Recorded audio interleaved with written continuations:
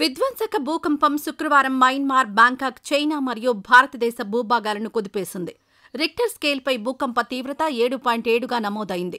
భూకంప కేంద్రం మయన్మార్లోని సాగాయింగ్ నగరం సమీపంలో ఉంది. మయన్మార్లో ఏర్పడిన భూకంపం పక్కనే ఉన్న దేశాలపై కూడా ప్రభావం పడింది. ఈ భూకంపం దాటికి బ్యాంకాక్లో విధ్వంసం సృష్టించింది. ఈ భూకంపం ప్రభావం ఆ రెండు దేశాలకే పరిమితం కాలేదు. చుట్టుపక్కల ఉన్న అన్ని దేశాలపై పడింది. మయన్మార్ భూకంపం ప్రభావం భారత్పై కూడా పడింది. ఉత్తరాదిలోని పలు ప్రాంతాల్లో ప్రకంపనలొచ్చినట్టు స్థానికులు చెబుతున్నారు. ఢిల్లీ సహా పలు ప్రాంతాల్లో ఈ పరిస్థితి కనిపించింది. జనం బయటకు పరుగులు తీశారు. ఇంట్లో వస్తువులు ఊగడం కనిపించింది. భూకంపం అత్యధికంగా బ్యాంకాక్లో విధ్వంసం సృష్టించింది. అక్కడ ఎత్తైన భవనాలు పేకమేడల్లా కూలిపోయాయి. ఒక మసీదు కూలిపోయింది. 20 మందికి పైగా ప్రాణాలు కోల్పోయారు.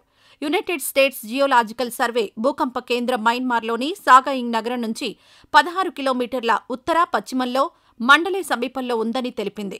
భూకంపం కారణంగా నెపిడో రోడ్లలో పెద్ద పెద్ద బీటలు పడ్డాయి. అధిక ఎత్తుగల భవనాలకు నష్టం వాటిల్లింది. మధ్యాహ్నం 12:50 మొదటిసారి భూకంపం సంభవించింది.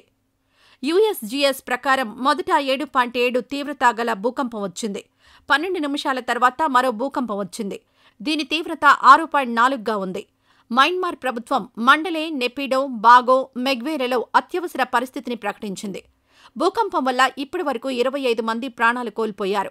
వారిలో 5 మంది మయన్మార్లో, 20 మంది బ్యాంకాక్లో ఉన్నారు. సోషల్ మీడియాలో భూకంపానికి సంబంధించిన వీడియోలు థాయిలాండ్ రాజధాని బ్యాంకాక్కు చెందినవి. వీటిలో పెద్ద పెద్ద భవనాలు ఊగుతున్నట్లు కనిపించాయి. మెట్రో స్టేషన్లలో ఉన్న రైళ్లు కూడా ఊగుతున్నట్లు కనిపిస్తున్నాయి. రోడ్లపై ప్రజలు ప్రాణాలను కాపాడుకోవడానికి పరుగులు తీస్తున్నట్లుంది. ఎత్తైన భవన పైకప్పు, స్విమ్మింగ్ పూల్స్ నుంచి నీరు రోడ్లపై పడుతోంది. చుట్టూ జనం అరుస్తూ పరుగులు పెడుతున్న దృశ్యాలు హృదయ విదారకంగా ఉన్నాయి.